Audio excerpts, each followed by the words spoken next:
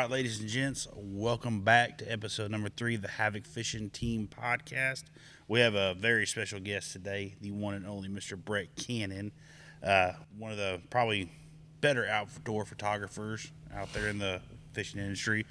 But hey, we're going to go ahead and kick it over to you. So go ahead and tell us how you got involved in the outdoor industry and all that good stuff.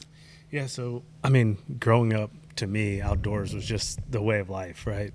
Hunting, fishing, grew up, grandfather, father, all that kind of stuff. So, man, my young days, I used to just be obsessed with bass fishing. It kind of evolved into what it is now. I played a little bit of college baseball, a little bit of pro ball, but that kind of got in the way of the outdoors. And then, man, once I got out of that and got starting to fish a lot more, I just found a love of photography and videography, self-taught. I wish I kind of went to school for it because I'd probably be a lot better than I am now. But, man, I just loved taking photos and good photos and telling a story through a picture. And then, doing that, my clients started to see, okay, selling the lifestyle imagery was starting to have a big return in ads and stuff on Facebook. So it kind of just went from there. So you're 100% self-taught when it comes, because that's how you got started, right? With street photography. Yeah, so I started off when I was doing my whole photography thing was because I used to live in San Diego. My dad was military for 30 years, so he was stationed out there. But throughout my high school years, I had a photography class. But before that, I would spend a lot of my time in like downtown San Diego, downtown LA, just doing regular street photography. And then once I had saw some of the outdoor and fishing pictures, and I had fell in love with the outdoors when I was young. So involving the knowledge that I had with the urban street photography and mixing it with all the outdoor stuff, it just blended together, and I feel kind of gave me a new insight on different styles of imagery and photos and videos going on with the whole outdoors. But for the most part, it was pretty much all self-taught. Picking up a camera and just, I'll figure it out kind of thing. YouTube it, the whole thing. Figure it out. Yeah, no, when I first started, I'm a little older than you, but a little? Yeah. You know how old I am? But no, you didn't really learn on the internet, right? You had to just kind of do it and kind of hope and pray. But for me too, there wasn't as many people. Now it's kind of saturated. There's a lot of guys out there that take videos and pictures, and they're really good. And they're actually way better than I am now because there's so much more knowledge that they can get on YouTube and stuff. So I'm like, now I've got to the point where I kind of just outsource it to my younger guys that are better than me. So yeah, but I've established that brand and that credibility with all these big brands. That way I can do that. They trust me. Okay, who do you have? I have these guys that I use now for all of our content creation. Nice. So kind of as a little joke, like your last name's Cannon. Now, do you use a Canon? I do. Okay. I do. All right. I've always, actually, my first camera I ever got was when we were filming a TV show.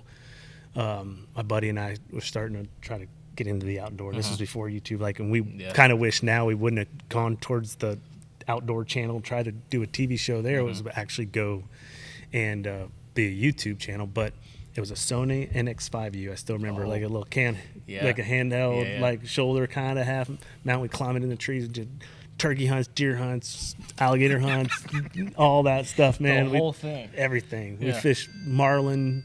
Starting off as photography stuff, it's a unique thing.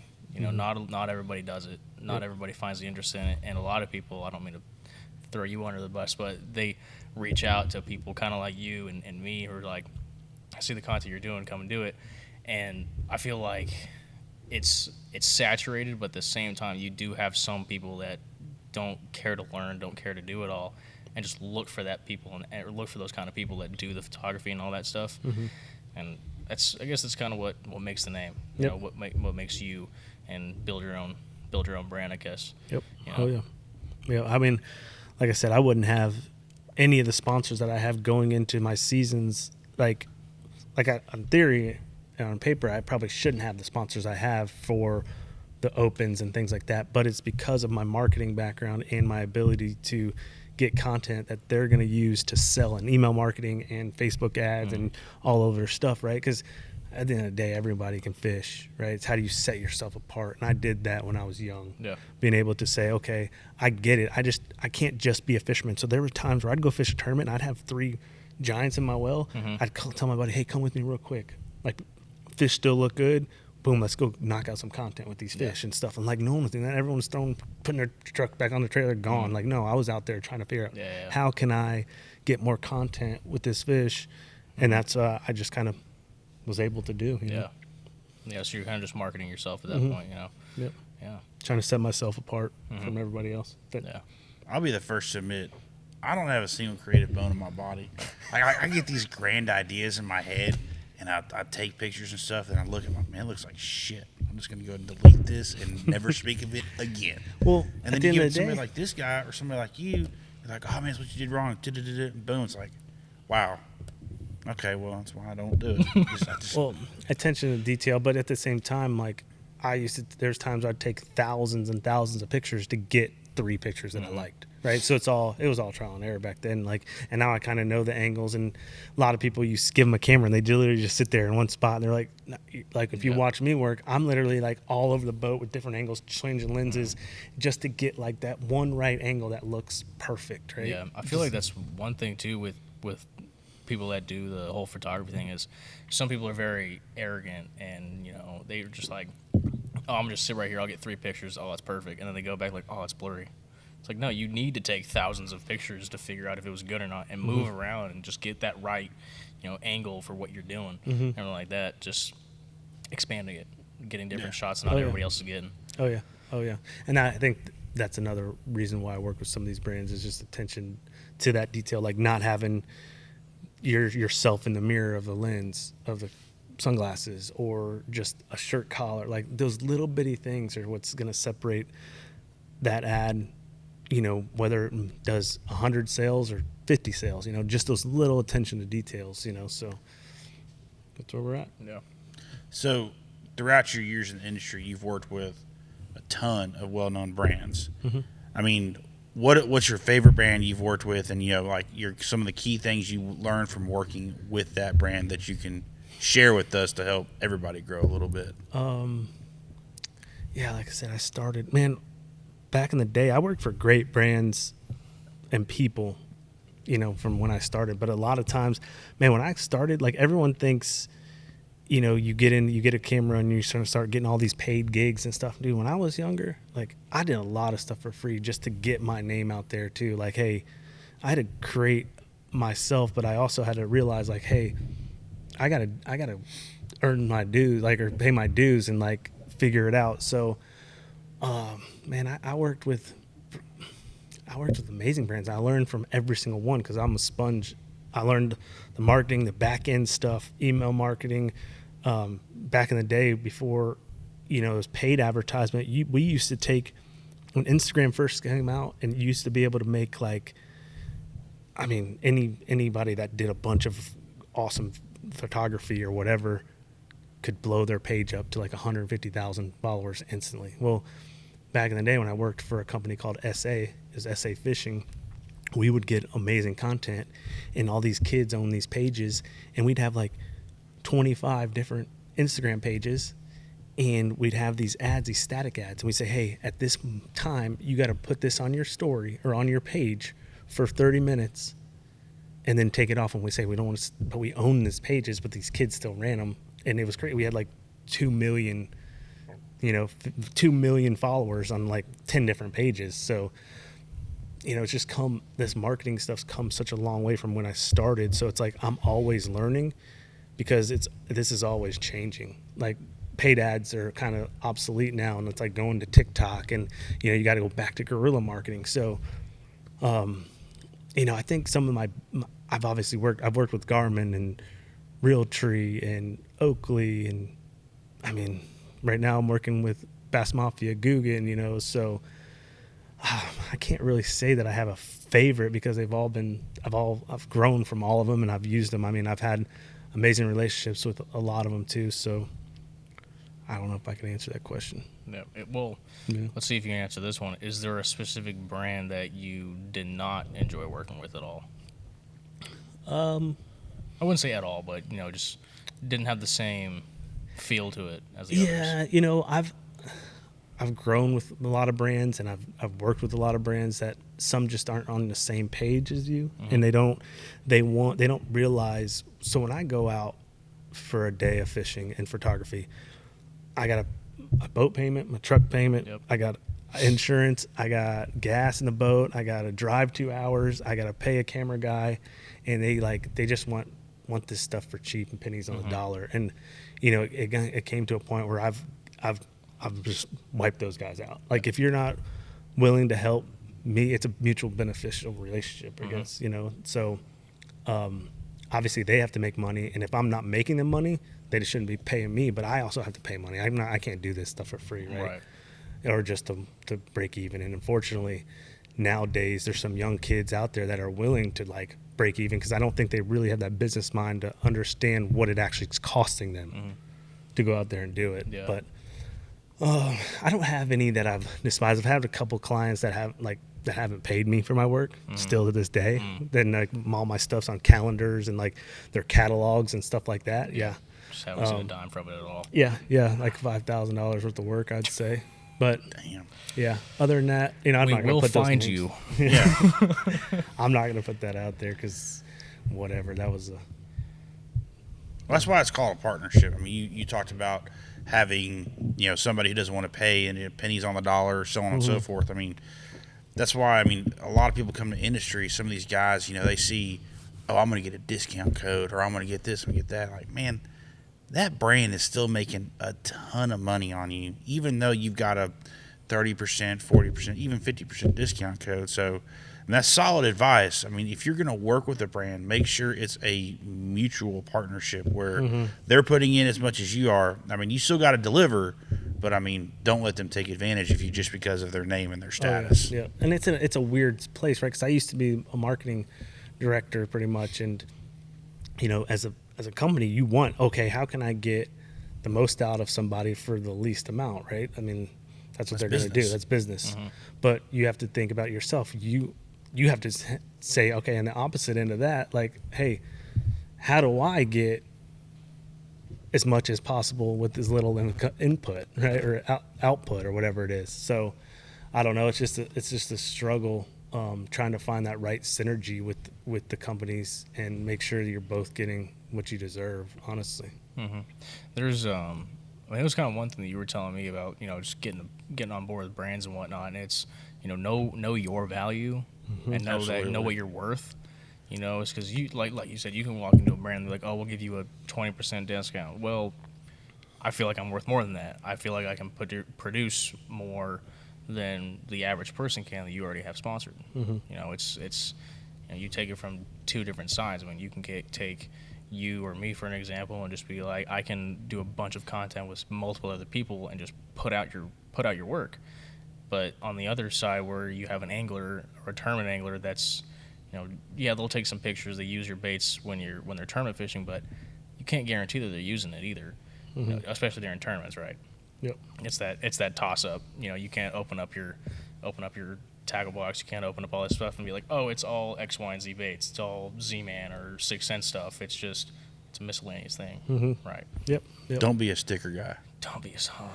That's what I call them. Or, sorry, sticker jockey. They're that, yeah. Yeah, I mean, you get some of these guys that all they want is another name on their jersey. Yeah. And the brands that are, you know, you're putting on there, they're making money on you walking around with that on, you know, you using your discount code, so on and so forth. But enough of that. Let's talk about your time on the water. You know, I know you're fishing the opens this year.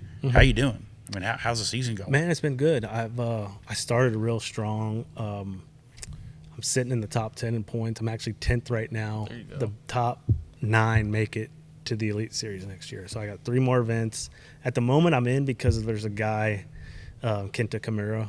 He's actually already on the Elites, and he's ahead of me. So, but I just got to finish strong. I got 3 more tournaments. If I can finish strong, my goal is to finish like I started. Because I got first two tournaments was top. I got back-to-back third places, which is pretty awesome. And then I just had a little bit of hiccups, you know, some little errors on my part, not landing fish, but it's part of it, you know. I feel like I'm losing a few more than I should, but part of it, part of the game. So we're just going to go into this next. I actually leave tomorrow to go to Tennessee, and we're just going to go and do what we know what to do and make the Elite Series, because next season looks amazing. The schedule that came out next year are like it's amazing schedule. It looks pretty good. I was overseeing. I was like, Yeah. oh, that looks good. Yeah. That looks it looks exciting. fun. So what were you going in Tennessee? Watts Bar. Oh, I haven't fished there yet. No, it's a really. I think it had a fish kill a few years ago, and it's like, and in the Tennessee River Lakes, it's like probably the worst. Mm-hmm. They're saying if you catch a limit of bass a day for 2 days, you'll probably be in a check range, which is pretty crazy to think about. That like is. just catching a limit. But yeah, it's a grinder of a lake. It's gonna be tough to get 5 bites.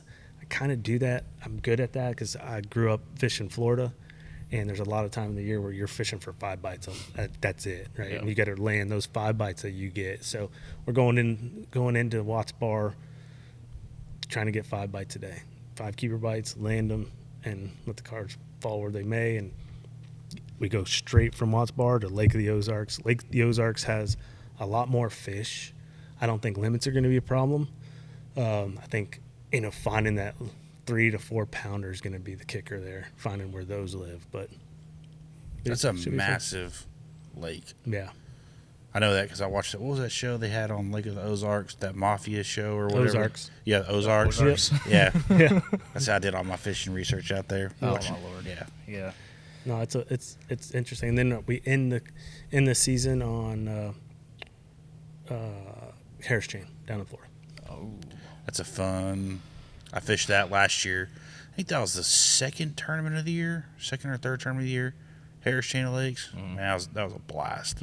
Fun lake, and we ended up one night. Me and my counterpart that went down there. We ended up at this dive bar that had karaoke, and man, it was like That sounds like a recipe for disaster. but it was the community we were staying in had a very healthy elderly population in it. And watching some of these older people get up there and belt out some karaoke notes while they're completely snockered, it was awesome. I mean, it was pure comedy. Yeah, that's. I probably would have not stopped in that bar. That looks. You don't think so? The food was phenomenal. You fish Caddo, right? Have you fished Nope, Caddo? never You fished haven't Caddo. fished Never Caddo? fished Caddo? We're gonna change that. But there's a certain place that's a bar that looks run down, like it's just no one's there. But it's an actual bar, and it is the funnest thing to walk into and just see all these hillbillies and rednecks, but they're dressed up nice going into this bar. It's amazing, but you would never think to walk in there. Yeah. Because it says, there's a sign that says, "Don't be fooled, we are open." Oh. But the building looks like it's just cracked down. The fences are down. It looks like crap. Yeah. But no, it's a fun little spot, and they have Fun like little a dive small bar. little band that plays in there. It's hilarious. Yeah. It's a fun spot. It's not any place. They wear both shoulder straps on their overalls. Really? Yeah. You shitting in high cotton there, buddy. They're living high on the hog. Oh, yeah, you are. Oh my That's funny. Yeah, no, that's what's cool. I mean, I've enjoyed fishing these opens. I've got to travel. I got to go to New York. I will be going back there every year. St. Lawrence River, Lake Ontario. It's probably the funnest smallmouth fishing in the world. I mean, I'm probably gonna start guiding there actually, because I'm guiding right now on OHIV too. But going there in August when it's like 80 degrees, I was like, this is heaven. I'm going to guide here for a month from here on out the rest of my life. Dude, I've yet to go up northeast, I guess you can say, to do any of that. But It's insane. I really want to. We got to go to Cayuga. You know who to call? Oh, yeah. I know Call who old to call. GB. Mr. Greg Blanchard himself. Yeah. Yeah, he's a New York native, but now lives in California. But anytime he goes back to visit family, he goes straight to Cayuga. It's the first place he He goes to his house, has a kayak there, loads up the kayak, and goes to the lake and just fishes That's as soon awesome. as he's off his plane. Yeah. Well, I mean, that would be, I would say for kayak fishing, St. Lawrence River, like you just get shallow and just, it would be amazing. It's unbelievable. Unbelievable. Let's talk about a spicy topic. I know there's a lot of controversy around the forward-facing sonar. So I know you have forward-facing sonar on your boat. So my question to you is, there's a lot of individuals complaining about it, saying it needs to go away, it's unfair, da-da-da. Do you think they just don't know how to use the tools they have on their boat, or does it really give anglers that much of an advantage over other people? Yeah, this is a topic that I try not to even get involved with on all my social media stuff, just because it's just, man, it's just it's just a bunch of people. Yeah. I mean, have you seen anybody that's succeeding with it, complaining about it? No. So it's the old timers, which it's cool. Like, you go shallow, they're getting beat again. They used to be able to compete, and now they can't compete because the guys are out there forward-facing sonar, catching all these bass. I mean, I teach forward-facing sonar at Ivy. That's what I do. I don't even like using it. I've literally gone to the 2 tournaments that I got thirds in. I literally didn't even use it. So you can still do it. And I just think people just want something to complain about, and they're trying to, I don't know. I just think they're complaining, and I think they're getting beat by it, and they don't want to take the time to learn it, so they're just trying to figure out how they can ban it. You know, everyone's like, oh, it's so boring watching somebody with their head down.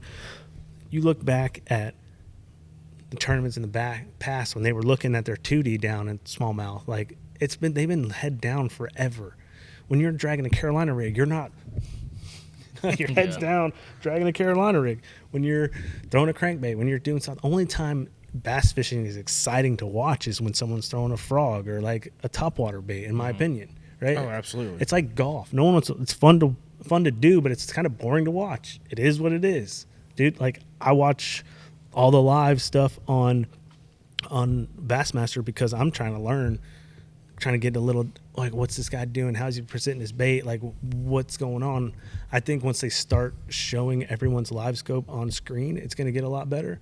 But, I mean, I don't know. I think people just want to complain about everything.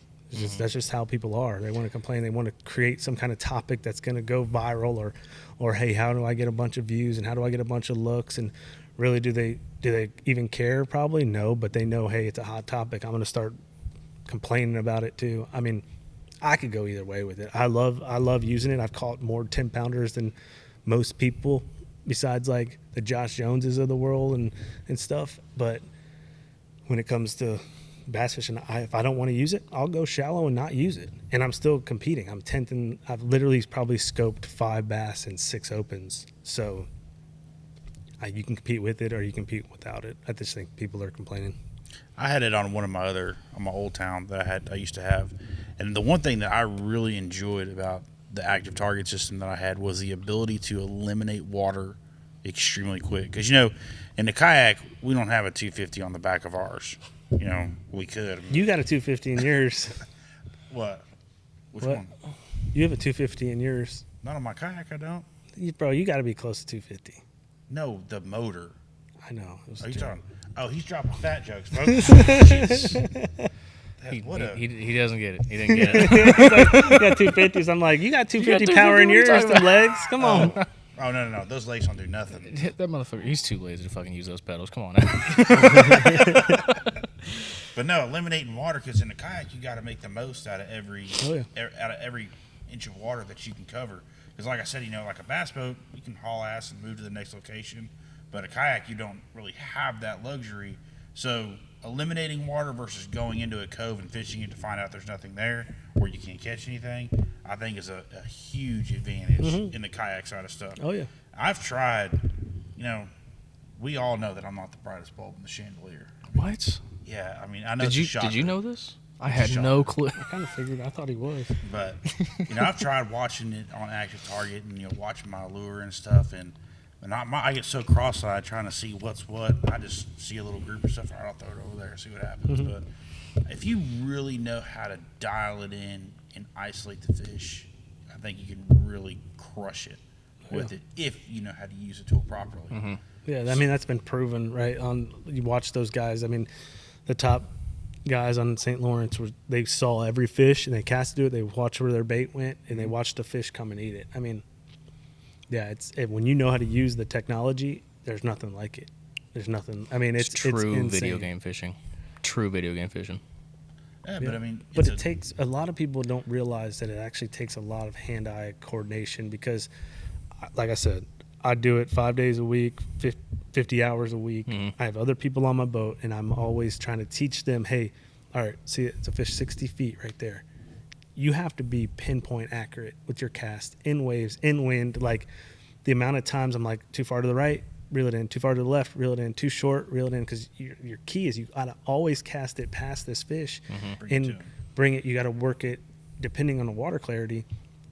Fish always want to feed up, so you can't scare them. If you run it too close, a lot of times they'll get scared of it. These pressured fish that we're fishing on ivy, so it's got to be 3 to 5 feet above their head. Dirty, dingier water, you want it closer to their head, but casting accuracy's insane because I'll teach guys, and then staying on the fish with 1 foot in seas and trying to cast. Like I've got to a point where I don't even look up. I just literally see my target on the screen and just fire with my head down, see where my cast was. But there's a lot of people that can't do that, right? Stay on the fish, because the most important thing is casting accuracy and then staying on that fish and watching his behavior and seeing if that fish is going to eat or if he's not. So there's more than just people say, oh, I'm going to have act target and I'm going to smash on it. No, you got to put your time in. Yeah. I think it's 2023. Technology is always going to change, and it's always going to keep developing. When we're in our 60s, there's going to be some new technology that younger anglers are using. Shit, they might have a miniature submarine they're throwing down there that's going and like pulling the fish to the boat. I mean, who knows? Yeah. But I mean, if you know how to use your tools that you purchase, because contrary to what everybody thinks, not everybody gets given their tools. I mean, a lot of us got to buy our own stuff. Yeah, we might get it at a discount, but that's still an investment. I mean, that's why it's pretty much essentially like running a business. But you look at guys like Milliken. I mean, I've watched Ben throw a lure and literally call it, and then he sets the hook. But I mean, he knows how to use his tool. So I think if you know how to use it, use it. If you don't know how to use it, learn how to use it and make yourself better, improve yourself. Yeah. If everyone took the time to learn it instead of getting on the computer and type some crap about it, they would probably not be complaining about it. Yeah, instead of being a keyboard warrior and actually going out and figuring it out. Yep. I'm gonna get mad and jump on that Insta Google tweet face. Google tweet face, whatever the hell that is. Oh, that's where you take Instagram. I know what it is. Just making sure. So you've been in the industry for like how long? Long time?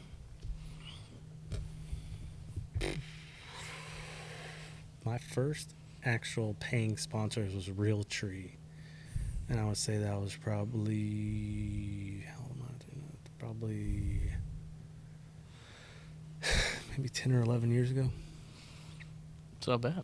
Yeah. Yeah. Yep. So I played college baseball. I redshirted a couple of years, so I got out of that when I was like 24. Played 1 year like an affiliate. I got picked up actually by the Angels, and then called by that same week by that scout, and was like, no, we're going to take a 18-year-old Dominican kid. So then I went and played indie ball, and then the Angels called me back. But long story short, my grandfather was sick, and I just went to Texas. My arm was so shot. I had like partial tear in my UCL, shoulders all messed up. So I didn't get into the real world, I say, till about 27. Damn. You were a pitcher? Mm-hmm. Damn. That's awesome. Yeah, so that's why when all these kids, like, I couldn't afford a boat until I was 29, and I still really couldn't afford it. Obviously the bank owned it, but I could barely make the payments and fill the gas. But, so. It's the American dream, man. Yeah. Yep. Look at all this shiny stuff I have. I don't own any of it. The bank does. Look at my 200 Beacon. I put like 10,000 down on it though. How about that? Yeah. I just paid off the depreciation. The steering wheel. On the front seat. Yeah. Oh man. The bank still on my boat. Bank owns everything, man. It does. I mean, that's actually a good, topic with you in marketing. Do you see the economy? We're coming into a presidential election, and as we all know, whenever an old president's getting ready to get elected, old, young, whatever, you see the economy kind of take a dip. I mean, do you see the fishing industry fixing to come back up, or the outdoor industry in general? Are you starting to see kind of that upkick now that we're cooling off, or? Yeah, I mean, typically, when I saw the numbers when I was in marketing for these companies, this is always a slow time of year. Summer, it's 110 degrees. No one really wants to fish. But, once COVID hit, there was 10 million new anglers. So that's why the fishing boomed, right? There was like all these new anglers, and it was incredibly important to introduce them and teach them how to fish and tell them what they wanted. That's why marketing was so awesome on COVID, because it was like, hey, if you kind of tell these new guys this is the bait for new beginners, they're going to buy it, because there was 10 million more of them, right? 10 million new anglers.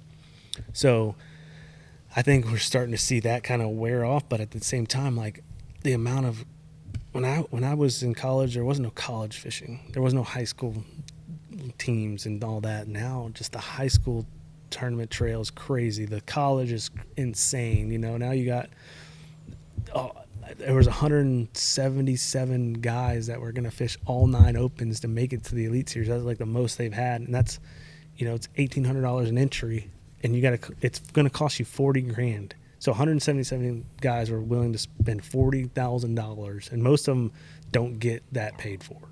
So it's like most of them were going to spend that just because the fishing market's just something with bass fishing is just blown up. And I don't know if it started to level off net or it's in that incline, because I haven't been in the marketing side of it, like actually saw numbers. But I don't know, with the technology, with the baits that are coming out, with the money that's been spent, I think it's still rising. That's awesome. Yep. So, I guess another good question. You've been in the industry for 10 years. Y'all have both been in the industry longer than I have. There's a lot of new anglers that are coming into the scene right now that are wanting to figure out, hey man, how do I land that first sponsor? How do I land, what I tell everybody, networking. Like the way, so I'm sure everybody knows that I'm with 6 Cents. I work with 6 Cents, and actually the way that I got on with 6 Cents is kind of a funny story. My good friend Kyler Ferris, he's a realtor, so if you need a realtor in the Houston area, call Kyler Ferris. But he knows Casey, the owner. He made a call, and then Zach Kennard called me out of nowhere, and I was like, it's going to be a joke, right? I'm nobody. But, it just, networking is what I tell everybody. Oh, yeah. You don't know who knows somebody.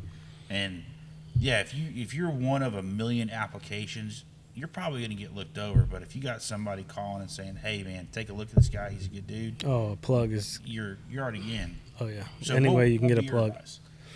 That's how I did it. So I had my own little clothing line when I started, and like I said, we're trying to do this TV show. It was called like Killing It Outdoors, and we were I would go to all the trade shows, and I'd have a booth at trade shows, and that's how I met a lot of the people that got me into this industry. I had a buddy of mine, his name's Chad Belding. He owns a show called The Foul Life. It's been on air for a long time, and man, he's introduced me to so many people. And when somebody like has been in it for 10 years introduces somebody, but at the same time, he only introduced those and put his neck on the line because he saw the kind of work I was doing.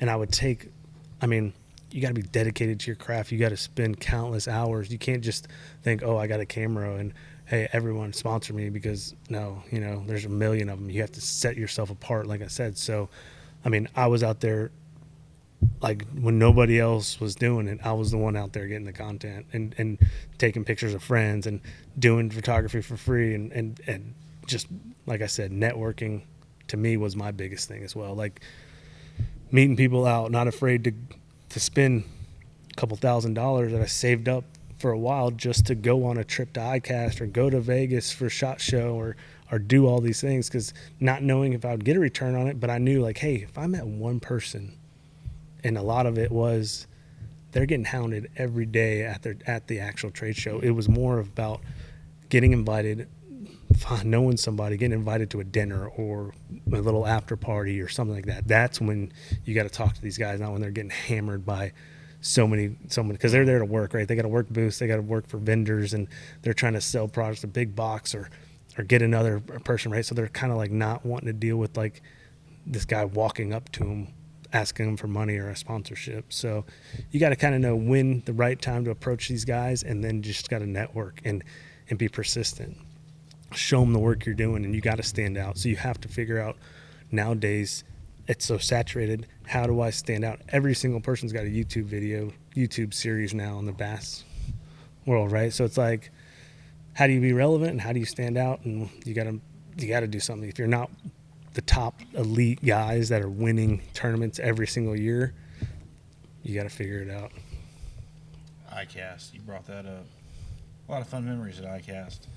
But no, like when I was at ICAST this year, and the booth that I was working, we actually had a stack of cards, one for buyers and one for people for looking for sponsorships. Mm-hmm. And then when we got done, at each night I would take that stack of cards, people looking for sponsorships, and I'd look at them, nope. I mean, seemed like nice people and stuff, but when you got all those people coming to you at ICAST, I mean, you literally get your pick of the litter of who you want to work with, and that's why it's so important to have that networking piece of it, because I might have looked at you and been like, oh, that might not be, I don't want to work with them, or my company doesn't want to work with them. But if somebody comes up and says, hey, you need to take a second look at that guy, it goes a long way if you got somebody vouching for you. Oh yeah, no, that's huge. Get network, just you got to be almost like that social butterfly when you're out there too, and It's hard. It's definitely hard. Yeah, my pops have been saying this recently because me and him were reps for Jackson and a few other companies, but what we keep saying is find a way to yes, not find a way to no. Mm-hmm. So as long as you're consistently putting that content out, consistently putting in the work, you're gonna get noticed. It's gonna happen. Mm-hmm. But a lot of these people too don't have the patience to wait. They think that they deserve everything right now and they need it now. When in reality, it takes work. So, so what are you going to do when you get this sponsor? You're going to keep doing what you were regularly doing, or are you actually going to put in the work for that sponsor or for that company? Find your way to yes. Don't find your way to no. Oh yeah. Yep. No, that's great. I love that. That's what I did. I mean, I've been turned down several times by a bunch of companies, but that's another thing, is can't be afraid to put your name out there. I know a lot of guys that are like, man, I don't have any sponsors. And they're really, really good tournament guys, really good local tournament anglers. And I'm like, well, who have you asked? No one. Well, there's your answer as to why you don't have anyone. They're like, well, I don't know how. Well, nobody knew how when they first started. I didn't know how, but I looked up get a deck, show what you've done, what you're going to do, and just send it to as many people as you can. Yeah. I've been fortunate to take some amazing people fishing that are now sponsors of mine. They own companies that have a lot of employees. They need the write-off, or they want to be on my truck, and I throw in a couple fishing trips for some of their guys or something a year, and boom, now we got a sponsorship. It's a win-win for them and me, right? Mm-hmm. So that's a kind of made a question pop in my head. You've worked with major brands, and I believe you own your own company as well. If you're looking to sponsor somebody, a genuine, are you looking for more? You more interested in the character of that person, their wins, their content? I would say it depends on the person, right? If someone that wins a lot, and they carry themselves well, and they have all the YouTube and the social medias, it depends on the company, right? If I'm a giant brand with endless pockets, I'll go after that guy. But if I'm a small brand looking for somebody, I can't afford that guy, right? I already know that. So it kind of depends, what the company is. So if I'm a company that is starting up, that has a limited marketing budget, I'm going to go after a guy that probably not winning as much because he's so expensive, but can do the content. I look at their social media. Do they post? Do they not post? If they're not posting, that means they don't care about content. And how am I going to make money off a regional guy that's not winning, right? So it's okay, I need his stuff for social media, ad campaigns, email marketing. I need testimonials. I need how-to videos. I need all these things from him. And if you're not active on social media, or you're not doing it, you're probably not going to be doing that, right? Or you're not going to be good, because it takes a while to get good on camera. When I was filming for a show, the more I was on camera, the better I was talking in front of a camera. Right now, I'm not in front of a camera that often speaking, so I'm not as good as I was. So if I'm a person that owns a business, or I'm the marketing manager of a business, I'm going to look at that and say, hey, is this guy marketable? Is he doing the work? Can I build a brand around him, or can he help me promote product? And like I said, if they're not active on social, like what are they going to do? Right? And so I give them a shot list and say, hey, here's these pictures, or here's these 3 products. I need you to do how-tos and get some lifestyle images and stuff for me. If I look at their social and they haven't posted in 2 months, they're probably not going to be able to do that for me. Absolutely. No, I mean, when I was, a pro staff director, a lot of times, you look for that big name angler. You look for that guy who's won a bunch of tournaments, who's got already a bunch of other big brands that he's working with and great content. But one thing I like to see is, the person genuine, a real guy that you can talk to, relate to. Mm-hmm. And I'd almost rather have that than the guy who wins every tournament, because, the guy who wins every tournament is going to be arrogant. He's going to know how good he is. He's going to know that, you got to pay me tons of money. But getting people when they're young and growing, and you can help them grow and develop their career, to me, that's almost just as important as having those anglers that are already very well known in the industry. Mm-hmm. And that's just my personal opinion. Yeah. But I think you need, if you had the budget and you're a big company, or if you had the ability to get a big guy, he's going to help drive sales, because the pros help drive the non-pros, or the weekend warriors, or the young generation, right, too. But at the same time, like micro influencers, we call them, like if you had 10 or 15 micro influencers that are promoting to their 2,500, 3,000 core group of guys, and their page isn't just as a billboard of just ads everywhere, those are just as good, right? Because you get this core 2,500, 3,000 followers, and you see you have 10 micros, now you're at 30,000, and maybe that can generate, a couple thousand people that become loyal people to your brand now, and that's big money. In fishing gear, you're always going through fishing baits and tackles, so that on average, that guy's going to spend, we had it down to an average order value per customer and how many times they spend through the year. So you're looking at $40, $50 per customer 5 times a year, times 1,000. So it starts adding up real quick. Yep. I feel like I've learned so much. It's just like knowledge is just exuding from him. I don't need to go to marketing school. Yeah, no, I don't need that. You just went to Cannon University. Yeah, right. Yeah, that was all. Yeah. And did you bring his diploma or degree? Yeah, should you sign it too? Yeah, we got a receipt in the truck. Yeah, right. And I don't need to talk about that receipt. It's funny. I have, and I forgot so much of it. When you're out of it, like I used to go every single day, and I would just learn. I would look up guys that are killing it in the marketing world or in e-com, and listen to podcasts, watching YouTube videos, reading books, and I'm not good at, like, I think the words are articulating what my thoughts are, because I'm not like a public speaker. I could never do it, but like, I don't know, I can understand it and I get it in my head and understand we've had some really good campaigns that made companies millions of dollars. So, ideas and things like that. So. No, you got some phenomenal work. I mean, I know when you did work for Cross Kicks, that stuff was absolutely.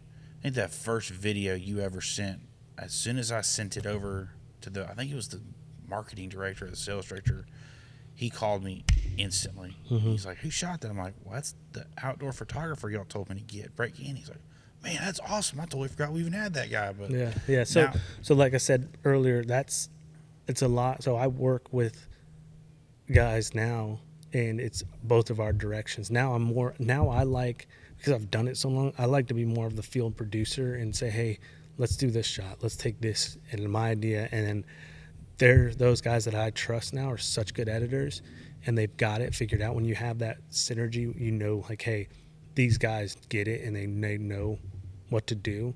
Now it's like it's easy. So now you're almost directing. Yeah, now I'm more just directing shots and telling them what I want and hey, this is what I need, and they're so good that they're like, okay, perfect, boom.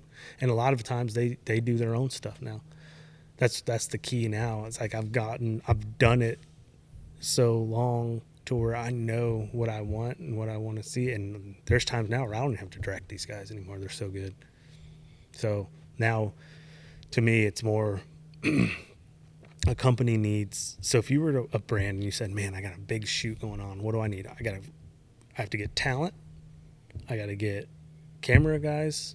I got to hire that boat, or there's just so many elements to it. Like I remember for one time, Oakley came down and filmed a shoot with me in Florida. They had 15 people fly down. They had cops involved to block off the road. They had a Phantom camera, which is, I think it shoots like 3,000 frames per second at like 1080 or something crazy. That's something stupid. It's like it literally watch a bullet like go like this. So they hired that. It was like a $250,000 shoot for a weekend. That is so insane. Just to sell some product. So I my whole sales pitch back in the day was like, hey, I got the boats, I got the camera equipment, I got the talent, I got everything you need at a discounted rate. So here, this is what I can offer. I can offer a video and a bunch of stills that are going to be catalog worthy, website worthy, all that stuff. So they just eat it up. So you're a one-stop shop. Mm-hmm. That's awesome. Now, I know we can edit this out if you don't want to put it on there, but the water or the rehydration stuff, that's yours, right? Yeah. So John Hunter and I started a supplement company. It's a hydration formula. It's like Liquid IV, but all natural, no sugar. I trained and ran an Ironman a few years ago, and sodium intake was huge, right? From cramping, I would have 5-6 hour runs for training that day, 6-hour bike ride, all this kind of stuff. And when you have to take some kind of supplement or your body's going to cramp, so you have to retain water. And it was so hard for me to find one that I really enjoyed that that didn't taste like drinking salt water from the ocean. So I was like, man, let's come up with our own formula. And we came out with a formula, and we worked with nutritionists and scientists and the labs, and we feel like we got a formula that works. Everyone that's had it and tried it, I haven't had anyone that really hasn't loved it or said it doesn't work. We have 3 different formulas. One that's just a straight hydration with some vitamins, and we have one that's got a little bit of caffeine. So it's a hydrating formula with caffeine, green tea extract, and L-theanine. And then we have one that's a calming formula. When you have like a entrepreneurial mindset like myself, or you always thinking about what you need to be doing, or if I've done enough, or like there's times where I can't shut my brain off at night. So we have a hydration packet that also has a calming formula. It's got ashwagandha and beetroot, which are natural like anti-anxiety, antidepressants and stuff like that. So guys that have bad anxiety or medicated have that actually buy our stuff monthly. They have like a monthly subscription, but I seem like when I take it, 15 minutes, if I'm sitting there staring at the ceiling at night and I take it, Done. I pass out. But our biggest problem is right now is like bootstrapped, right? We have no investors. We have limited cash flow. So we had like a soft launch, what I called it. And we tried to just get the reviews, get the things that we wanted, see how it was. And now we're in the works of getting into Walmarts and Big Box and Amazon and things like that. But we realized when we first started, we had square sachets, they call it. It's like emergency packets. They're square. Well, our biggest complaint was people were spilling those, putting them in their water. Amazon's one of the number one places that we need to be, and it's all about reviews. So now we're like, okay, we need to get back to the cylindrical packets. We have cylindrical packets coming. We have our samples, but then it's like a $200,000 minimum order. So Just chump change. yeah, so now we're like, okay, we've got all this positive feedback. We have it all. That's why we're not dumping a ton of marketing because we don't have that much product left. So we're trying to just like have some product, but not sell out of it because we have some monthly subscribers. So it's a weird trying to wait to either, if we get a PO from a giant box, like a Walmart, for example, then we can take that PO to the bank and say, hey, here, we've got this PO. Now we're good. Like, okay, we'll take this investment out, or this loan or whatever we got to do, or we're just waiting to get an investor. But again, it's kind of a weird market, right? It's hard to. Back when we first started, it was like the tail end of ads. Like back in the day, you used to spend $1 and make $4. Now it's like you might have to spend a lot of money to make a buck. It's hard. It's hard to figure out that ad that's going to work and going to give you that ROI. But yeah, I don't know. Well, I can say firsthand, and he can too. When you get, I own a pressure washing business, and that's another topic. But when we came and cleaned your house for you, man, that was you gave us the rehydration and the energy, and I had a rehydration and an energy a little bit later. Because I think we had to go to another job, and man, I was golden. Yeah, it was awesome. I mean, it's got great flavor. Yeah, and that's the thing. We could only really afford one flavor profile per each SKU. So we know that there's times where, like, say we only have red for the hydration. There's people that just don't like red, like even red Gatorade or whatever it is. Like they just don't prefer fruit punch. They rather have lemon lime or rather have blue raz. So we know we need like 3 to 4 flavors for each one. But it's a cool little project. It's not something that we're trying to rush into, and like we don't have to be successful overnight. It's not. We want to make sure everything's right. We want the customers now, to like it and want it and tell their friends, and just a slow. Because right now we can't, with John and I both fishing, we couldn't take like overnight success, right? It was like a cool little project. We wanted to see kind of where it would go, and once we got that initial PO from like a big box, or we got on Amazon and then the sales started coming, and then I think I could probably stop guiding, and that's the goal. But right now I can't put all my time into it because I gotta feed my family and pay a mortgage and fish. My goal in life is to fish in the Bassmaster Classic. So trying to do that, build a brand, do content for all these companies, and then I got another little project in the fishing world coming out. That's a slow process too. So kind of my mind, I got too many. My mom always says I got too many irons in the fire. One of them's gonna stick. One of them's gonna cause some chaos. Lots of projects. Lots of projects, man. No, I get it. Well, we're going on an hour. We've been here for an hour, man. Doesn't seem like it. No.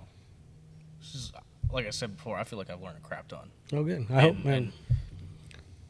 I've needed to, especially on the marketing side, getting a little further into the industry. But I feel very insightful. How do you feel about it? I feel like I actually have a complete brain cell now. Stop. Because I'm not smart. I'm not. Listen, we're all fishermen. Like, we're say that not in smart. Front of him because he's special. Oh, okay. Yeah, I'm special. No, it's all love around here. Well, do we keep going? I feel like we can keep going. I mean, the only other thing that I really, and if you're comfortable talking about it, is you did mention your other special little project that you might be having in the fishing industry, and we briefly discussed that the other day. You comfortable discussing that now, or do you want to kind of wait until that kind of comes out and just takes the market by storm? Yeah, I'm gonna wait. Wait on it. Yeah. Y'all are in for a treat. All right. I've been doing this a long time, and I think there's room for improvement on a product, and I'm working towards fixing it. Well, Excited. I look forward to it. Yeah, me too. Excited to see it. Awesome. Well, that's going to do it for episode 3. Thanks for having me, guys. Thank you for coming along. Yeah, This man. was awesome. I I don't know. I keep saying about me, but I've really enjoyed it. Learned a lot. Make sure to check out all of his brands and all the stuff that he works with. But yeah, man, we should get on the water too. Yeah. We absolutely should. Should have done this on the water. That'd have been cool. See, I told you it was a if good it idea. wasn't 109,000 degrees outside, Yep. maybe. Yeah, we'll But- wait until next month. Yeah, well, we can do. There's always an episode too. It's so always good to sweat. Part two. part. There's that special. See the special part? Yeah. There's a part 2, but yeah, that would be awesome. Get out on the water with you, do that. Yep.